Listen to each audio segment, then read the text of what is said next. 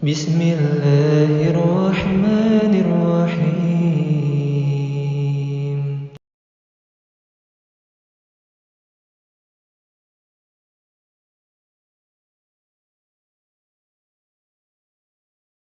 Jadi kalau zina itu sudah nggak main-main, cari tempat itu segala tempat. Bukan hanya di luar, bukan hanya di tempat-tempat yang terpencil atau tempat-tempat bangunan yang kosong. Di masjid, di musola, digunakan untuk praktek asusila, digunakan untuk berzina. Naudzubillah. Ya. Sampai seperti itu. Seperti apa nalarnya, pemikirannya. Nah, itu memang menjadi sabda Nabi bahwa ketika ilmu agama ini sudah banyak ditinggalkan, apa yang terjadi? Maka kehidupan manusia itu seperti apa? Seperti binatang, seperti hewan.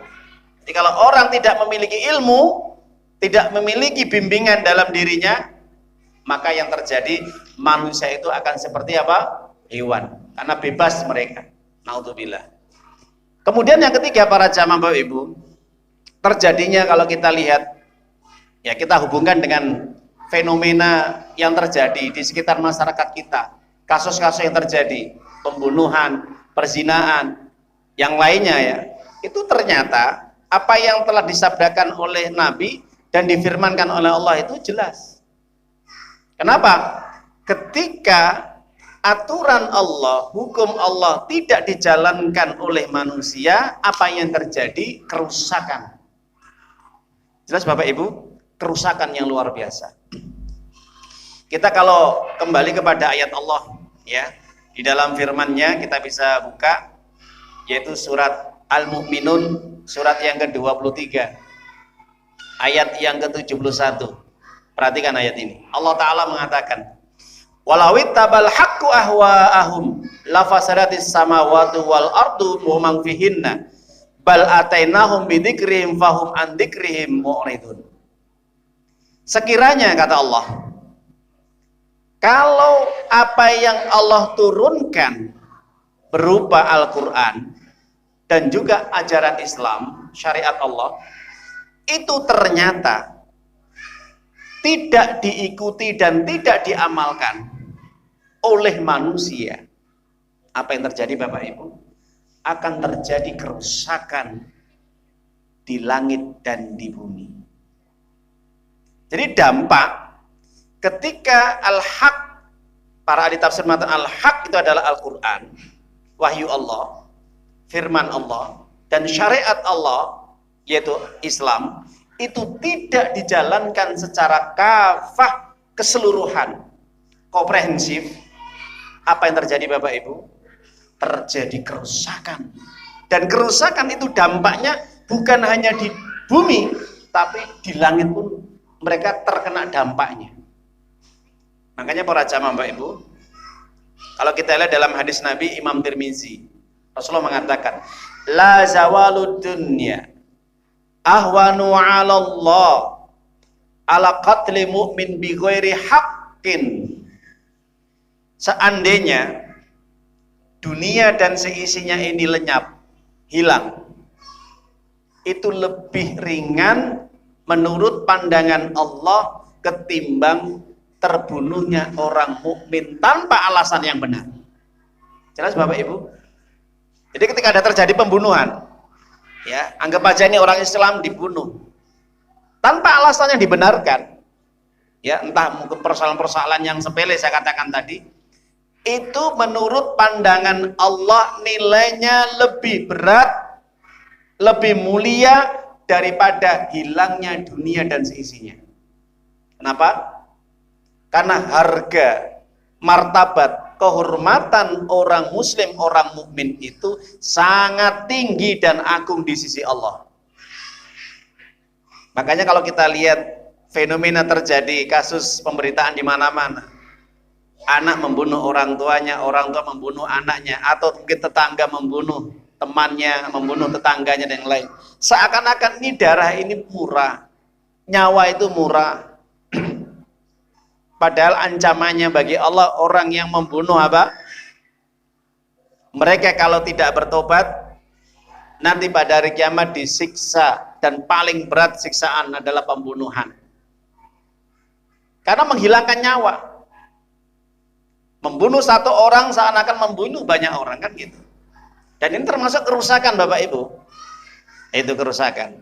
Lah, makanya para jamaah Bapak Ibu yang dimuliakan oleh Allah Subhanahu wa taala, kalau kita mengaca, bercermin kembali kepada ayat-ayat Allah, di sini Allah sudah menegaskan apa penyebab sumber utamanya. Ketika aturan Allah, ajaran Allah, firman Allah, wahyu Allah, bimbingan-bimbingan Allah, nasihat-nasihat Allah yang ada di dalam Al-Quran, syariat Islam, dan sunnah-sunnah Nabi, ini tidak dijalankan, tidak dipraktekkan, tidak diamalkan dalam kehidupan, di tengah-tengah masyarakat, di tengah-tengah manusia, yang terjadi apa?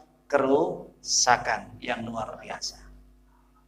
Ya, jadi akhirnya saya mengingat, oh iya, betul kata Allah SWT, banyaknya peperangan, banyaknya pembunuhan, banyaknya perzinaan, banyaknya pencabulan, banyaknya ya mungkin penjarahan, banyaknya perampokan, banyaknya korupsi, banyaknya orang-orang yang minum minuman khamr, mabuk-mabukan, dan kenakalan-kenakalan remaja di tengah masyarakat kita secara umum juga banyak di mana-mana. Kenapa?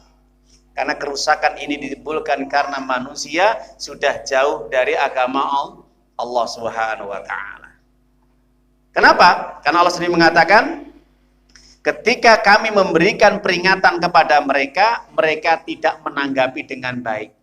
Mereka berpaling, mereka meninggalkan peringatan kami, kata Allah. Artinya apa? Mereka tidak mau diatur sama Allah.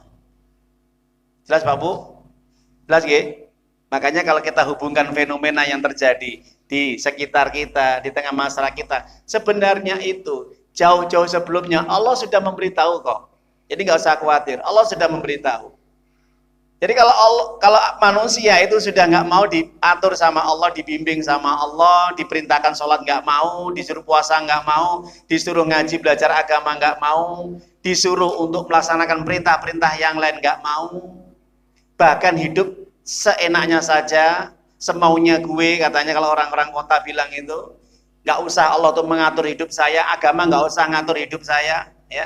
Apa yang terjadi? Ya sudah, terjadi kerusakan yang luar biasa. Di dalam ayat yang lain, manusia seperti apa? Binatang.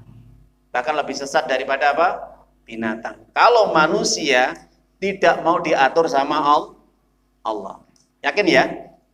Maka surat Al-A'raf 179 itu ya. Ulaika kal an'am bal hum adall ulaika humul ghafilun. Mereka seperti binatang ternak, bahkan lebih sesat daripada binatang ternak ketika mereka melalaikan ayat-ayatku, kata Allah. Jelas? Jadi kalau orang hidup di muka bumi ini, kalau mereka lalai dari perintah-perintah Allah, tidak menggubris, merespon aturan-aturan Allah, apa yang terjadi? Kata Allah disindir, mereka seperti binatang ternak. Makanya orang itu kalau sudah tidak punya cahaya iman di dalam hatinya, apa yang terjadi? Maka setan yang akan mengontrol hidupnya. Nah, setan ini mengajak manusia hidupnya seperti apa? Binatang. Yang halal diharamkan, yang haram dihalalkan. Jelas? Jadi sudah tidak terkontrol lagi. Seakan orang itu mendolimi, menganiaya orang lain itu sesuatu yang bagi dia itu tidak berakibat yang buruk, hal yang biasa mungkin. Alah, nanti kalau saya membunuh paling di penjara. Kalau di penjara nanti ya diopeni, dikasih makan, kan gitu. Padahal hukuman orang yang membunuh apa? Qisas. Jelas Bapak Ibu nggih? Hukum orang yang membunuh ya tanpa alasan dibenarkan oleh agama syariat ya, itu adalah qisas. Makanya orang menghilangkan nyawa orang lain itu hal yang biasa. Kenapa? Paling nanti di penjara 20 tahun. Belum nanti pengurangan hukuman kurungan sampai 15 tahun. Ya, bisa jadi nanti sampai 10 tahun dikurangi, betul? Ya, kita lihat kisah Sambo yang harusnya dihukum mati jadi hukuman seumur hidup. Bisa jadi nanti dapat gerasi lagi. Padahal itu hukuman berencana, pembunuhan berencana lah ya. Memang hukumannya mati. Nah, itu. Kita nggak usah hukum pembunuhan berencana. Dalam hukum Islam, kalau ini dijalankan, kalau membunuh saja, itu apa? Qisas. Entah direncanakan tidak, itu qisas. Penggal kepalanya. Ya ayyuhalladzina amanu kutiba alaikumul qisas fil qatl. 178 surah Al-Baqarah surat yang kedua. Hai orang-orang beriman, diwajibkan kalian untuk menjalankan hukum Allah, yaitu qisas. Bagi siapapun yang membunuh, maka hukumannya adalah juga dibunuh. Kalau keluarga yang dibunuh itu tidak menerima. Nah, jadi para jamaah Bapak Ibu yang dimuliakan Allah SWT, itu yang saya sampaikan terkait dengan fenomena kehidupan di akhir zaman sekarang. Persis sebagaimana disampaikan oleh Allah Ta'ala dan sebagaimana dijelaskan oleh sabda Nabi dalam hadis-hadis yang lain banyak sekali insya Allah. Bagaimana terkait dengan dekatnya hari kiamat. Lah itu min asratis.